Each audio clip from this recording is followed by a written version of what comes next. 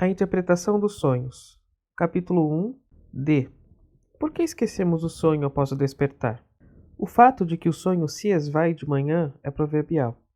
Naturalmente, ele pode ser lembrado, pois o conhecemos somente pela recordação que temos dele após o despertar. Muitas vezes, porém, acreditamos nos lembrar dele apenas parcialmente, e que era mais completo durante a noite. Podemos observar como uma lembrança do sonho, ainda vívida pela manhã, se dissolve no decorrer do dia, salvo alguns fragmentos. Muitas vezes sabemos que sonhamos, mas não o que sonhamos. E nos acostumamos tanto com a experiência de que o sonho está sujeito ao esquecimento, que já não consideramos absurda a possibilidade de haver sonhado durante a noite a pessoa que, pela manhã, não se lembra do conteúdo nem do fato de ter sonhado. Por outro lado, ocorre que os sonhos demonstram uma persistência extraordinária na memória. Analisei sonhos de pacientes meus que os tiveram há 25 anos ou mais, e lembro-me de um sonho meu de, no mínimo, 37 anos atrás, e que nada perdeu de seu frescor na minha memória. Tudo isso é muito notável e, a princípio, incompreensível. O autor que trata do esquecimento dos sonhos da forma mais detalhada é Strümpfel. Esse esquecimento é, evidentemente, um fenômeno complexo, pois Strümpfel o atribui não a uma única, mas a toda uma série de causas.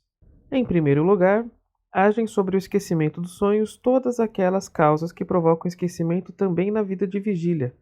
Em estado de vigília, costumamos esquecer imediatamente inúmeras sensações e percepções, porque eram fracas demais, porque a excitação mental vinculada a elas não apresentava um nível alto o suficiente. O mesmo se aplica também a muitas imagens oníricas. São esquecidas porque eram fracas demais, enquanto imagens mais fortes, próximas àquelas, são lembradas. No entanto, o fator da intensidade certamente não é, por si só, determinante para a preservação das imagens oníricas. Strümpfel reconhece, como outros autores também, Calkins, 1893, que muitas vezes logo nos esquecemos de imagens oníricas que sabemos terem sido muito vívidas, enquanto as imagens retidas na memória incluem um grande número de imagens difusas e de pouca força sensorial.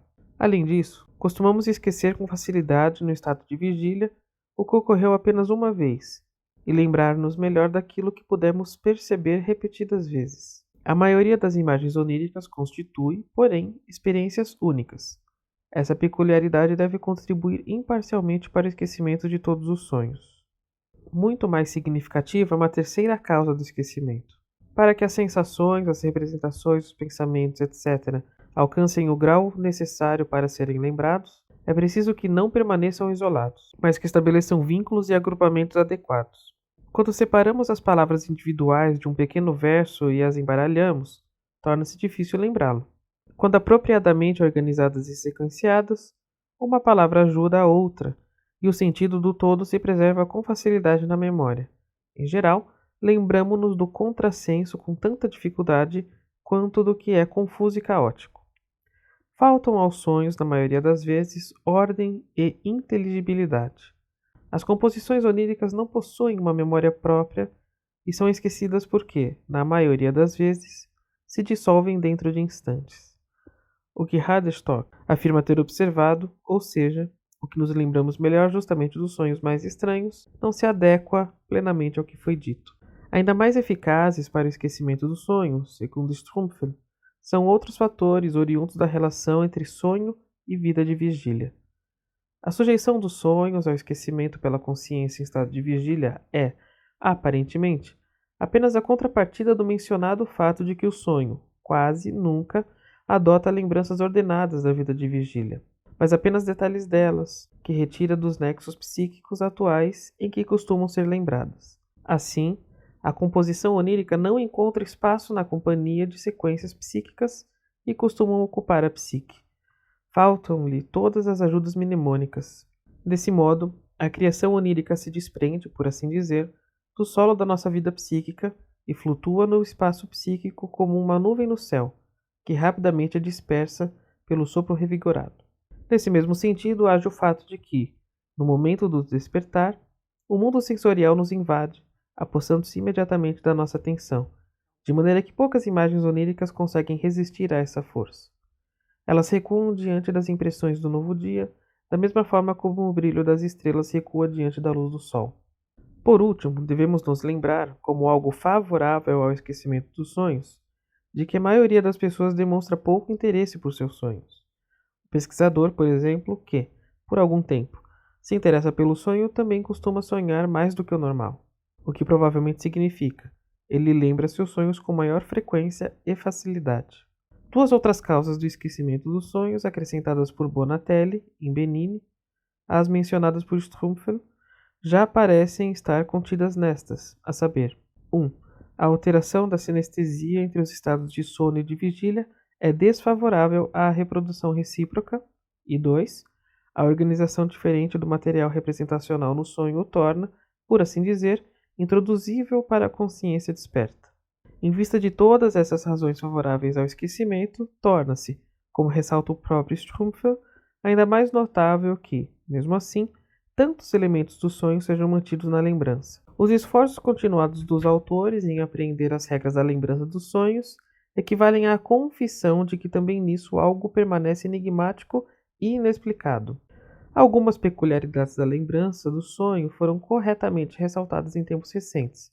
Por exemplo, o fato de que, ao longo do dia, podemos nos lembrar de um sonho que, pela manhã, acreditávamos ter esquecido, quando alguma percepção casual nos remete ao conteúdo do sonho.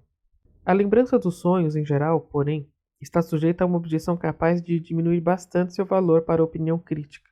Podemos desconfiar de que a nossa lembrança, que deixa de lado uma parte tão grande do sonho, adultera aquilo que consegue preservar. Essas dúvidas referentes à exatidão da reprodução do sonho são expressas também por Strumpfel, em 1877. Então, acontece facilmente que a consciência desperta involuntariamente insere elementos na lembrança do sonho. A pessoa acredita ter sonhado algo que o sonho jamais conteve de fato, e esse se manifesta de forma especialmente clara. Além disso, deve ser levado em consideração na análise e interpretação dos sonhos coerentes e consistentes o fato, aparentemente até agora pouco observado, de que quase sempre faltam à verdade, pois, quando nos lembramos de um sonho que tivemos, preenchemos e completamos as lacunas das imagens oníricas sem que o percebamos ou desejemos. Raramente, ou talvez nunca, um sonho coerente foi tão coerente quanto se apresenta na nossa lembrança. Nem mesmo a pessoa mais comprometida com a verdade consegue narrar um sonho notável sem algum acréscimo ou retoque. O empenho do espírito humano de ver tudo em contexto é tão grande que, ao se lembrar de um sonho mais ou menos incoerente, ele corrige sem querer as falhas de coerência. As observações de Eger, sem dúvida concebidas independentemente, soam quase como uma tradução dessas palavras de Jessen. A observação dos sonhos tem suas dificuldades especiais, e a única maneira de evitar qualquer erro nessa matéria é confiar ao papel sem o menor atraso aquilo que acabamos de experimentar e notar. Caso contrário, o esquecemos bem rápido, parcial ou totalmente. O esquecimento total não é grave, mas o esquecimento parcial é traiçoeiro, pois quando começamos a contar aquilo que não foi esquecido, estamos expostos ao perigo de completar a partir da imaginação os fragmentos incoerentes e desconexos fornecidos pela memória. Tornamo-nos artistas à nossa revelia, e o relato periodicamente repetido se impõe à crença de seu autor, que, de boa fé, o apresenta como um fato autêntico, devidamente estabelecido segundo os métodos adequados, bem semelhantes às palavras de Spita, que parece crer que impomos uma ordem aos elementos oníricos frouxamente associados apenas no momento em que tentamos reproduzir o sonho.